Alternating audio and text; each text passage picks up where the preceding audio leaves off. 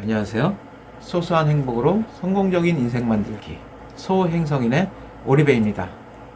한 주 동안 여러분들 어떻게 보내셨나요? 저는 지난 한 주는 참 기나길게 보낸 것 같아요. 여러 가지 사건도 일어났죠. 요즘 이제 동계올림픽, 베이징 동계올림픽으로 인해서 여러분들이 많이 응원을 해주시고 계시는데, 이 중국의 편파 판정으로 인해서 또 많이들 화가 나셨을 거라고 생각합니다. 요즘 시대 공정, 상식 이런 걸 얘기하는 시대에 아직도 저런 편파 판정이 성행을 한다는 게 참 큰 나라로서 참 창피한 일이 아닌가 싶습니다. 우리는 거기에 동요되지 말고 우리 선수들은 끝까지 자기가 맡은 자리에서 최선을 다할 수 있는 그런 올림픽 치르시기 바라겠습니다. 또한 저는 지난주에 많이 걱정을 했어요. 제가 혹시 코로나에 걸린 게 아닌가? 자꾸 며칠 전부터 머리가 아프고 어깨 온몸이 몸살기가 있듯이 온몸이 쑤시고 또 기침도 가끔 나고 그다음에 목도 아프고, 딱 여러분들이 들으셨을 때 이제 코로나 증세 같다 얘기하시는 분도 계실 거예요. 근데 코로나 증세에 가장 흔히 나타나는 증세가 냄새를 못 맡는다 그러더라고요, 잘. 근데 냄새는 뚜렷하게 잘 맡는 것 같아요. 근데 계속 몸이 여기저기 쑤시고 오한이 들고, 그래서 그날이 아마 일요일인가 저번 주 일요일인가 저번 주인가 하여튼 그럴 거예요. 근데 약국이나 이런 편의점 가니까 아무리 찾아봐도 이 키트, 신속 키트가 없더라고요. 코로나 이 신속 키트를 찾을래야 찾을 수가 없어요. 벌써 이미 사재기가 시작돼서 하나도 없더라고요. 그래서 저는 그날 어쩔 수 없이 검사를 못했습니다. 그래서 하루 이틀 좀 더 있어 보고, 몸이 그래도 낫지, 혹시 그러니까 몸살이라고 생각할 수 있기 때문에 저는 이제 하루 이틀 더 있어 봅니다. 그리고 우연치 않게 제가 병원에 갑자기 흉통이 생겨서 가슴이 한가운데가 뻐근하고 아프더라고요. 담 걸린 것처럼. 그래서 근처 병원에 가서 내과에 가서 심전도 검사를 해봤습니다. 죄송합니다. 심전도 검사를 해보니까 아무 문제가 없더라고요. 그래서 속으로는 다행이다. 근데 이제 의사분께서는 식도염일 수도 있고, 그래서 일단은 위장약을 줄 테니까 식도염 약을 이걸 먹어보고, 그래도 아니면은 더 큰 병원으로 가라 그러시더라고요. 그래서 저는 일단 약을 타오고 오는 길에 혹시 근처에 약국이 있는데 여기도 있나 하고 와서 키트를 가보니까 키트가 다행히 있더라고요. 거기는 7,000원이더라고요, 키트가. 그리고 또 편의점 가서 물어보니까 거기는 20,000원이에요. 그러니까 이게 같은 물건 가지고 어디는 20,000원이고 어디는 7,000원. 요즘 뭐 천차만별이더라고요. 지금 의약품 자체가 소비자 가격이라는 게 없고, 그러니까 의사가 아니라 약사 마음대로 가격을 정할 수 있다고 그러더라고요. 그래서 집에 와서 검사를 해놨는데 다행히 한 15분, 30분, 15분 기다려서 변화 없으면 30분 정도 기다리라 그러더라고요. 그래서 30분 정도 기다려 보니까 다행히 음성으로 나타나서 코로나는 아닌 걸로 판정이 났습니다. 그래도 혹시 모르니 이게 정확도가 떨어진다 그러니까 나중에 한 번 더 해볼 생각입니다. 참 서론이 길었죠, 오늘은. 자, 오늘은 제27강 내 마음속 천사들, 이런 주제로 강의를 시작해 보겠습니다. 저는 이제 제 첫 번째 천사는요, 이름도 몰라요. 그냥 남자분이라는 것만 알고 있습니다. 제가 이제 매일 살기 위해서 투석은 받아야 되잖아요. 그래서 투석을 받기 위해서 병원으로 이제 한 15분 정도 거리예요. 근데 그날은 눈이 엄청 많이 오더라고요. 그냥 한방 눈이 진짜 앞이 안 보일 정도로 오더라고요. 근데 투석은 받으러 가야 돼요. 무조건 이틀에 한 번씩. 그래서 어머니는 저를 부축하고 한 손에는 우산을 들고 천천히 가는데 한 발 1, 2분이면 찻길까지 나갈 수 있는 거리를 저희는 한 10분, 15분 걸려서 찻길까지 나갑니다. 나가는 게 문제가 아니에요. 이제 가려면 택시를 잡아야 되거든요. 택시가 안 잡히죠. 눈도 많이 오는 데다 차도 잘 안 다닌 데다 잡을만 하면은 저 앞에 사거리 쪽에서 먼저 직장에 갈 시간이기 때문에, 출근 시간이었기 때문에 먼저 사람들이 급하니까 자꾸 가요. 안 되겠다 싶어서 저희 어머니는 저를 한쪽에다, 모퉁이에다 이렇게 앉혀놓고 혼자 저 밑으로 가서 택시를 잡으러 가십니다.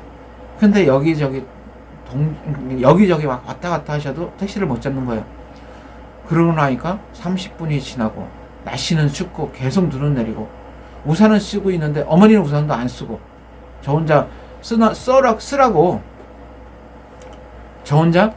이렇게 받쳐주시고 어머니는 택시를 잡으러 가신 거예요. 근데 1시간이 지나도 택시는 잡힐 생각이 없었어요. 저의 몸은 점점 굳어가기 시작하더라고요. 너무 추우니까 밖에서. 그래서 어머니는 아무래도 안 되겠는지 저한테 오시더라고요. 근데 그때쯤 갑자기 빵빵 하는 소리가 나더라고요. 앞에 보니까 승용차 한 대가 딱 서 있는 거예요. 그래서 그분이 창문을 이렇게 찡 여시더니 저기 어머니를 부르시더라고요. 그러니까 아니 왜 그렇게, 어머니 말로는 왜 그렇게 앉아 계시냐, 추운데. 그러니까 어머니가 사정 얘기를 해주셨어요. 아들이 이렇게 몸이 아픈데 택시를 잡으려고 하니까 출근 시간인데다 투석을 받으러 가야 되는데 어느 병원까지 가야 되는데 갈 수가 없이 지금 이렇게 묶여 있다. 그러니까 그분은 바로 내리시더니 저를 같이 어머니와 부축하고 타시라고. 저희는 진짜 천사를 만난 기분이었어요. 온몸은 꽁꽁 얼어붙어 있죠.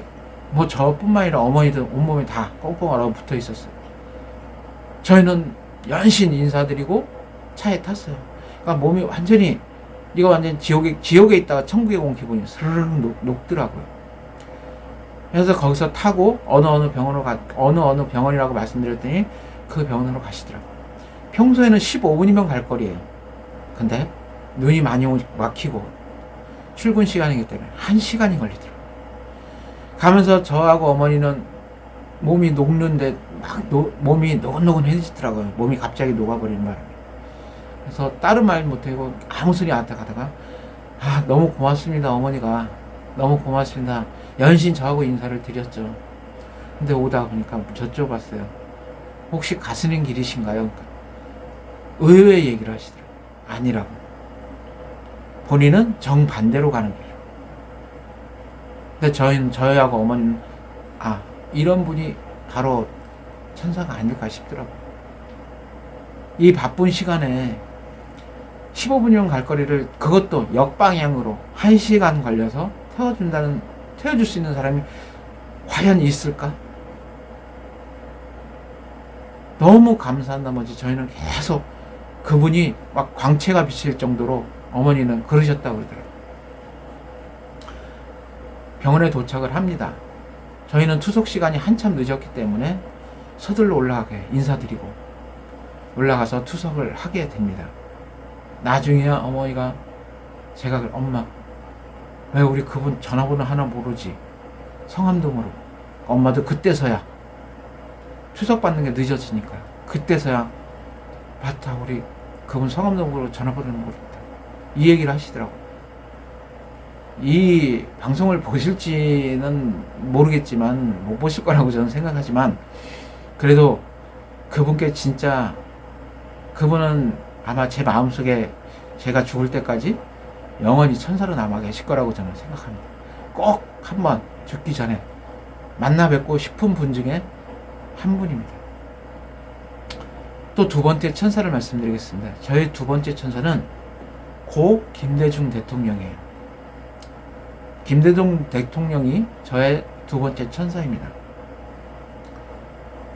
저는 병원 생활을 하고 투석하는 병원을 옮기게 됩니다. 옮기게 돼서 개인 병원으로, 왜냐면은 투석기가 종합병원보다는 개인 병원이 더 낫다 그러더라고요. 그래서 개인 병원으로 옮겼어요. 근데 이 투석비가 장난이 아니거든요. 저번에 말씀드린 것처럼 한 번 받을 때 10만원에서 15만원 가까이 들어요. 약값까지 하면은 한 달에 200만원 이상이 들습니다. 200만원 이상이 들게 돼요. 저희 어머니와 제 동생 버는 돈으로는 어림도 없어요.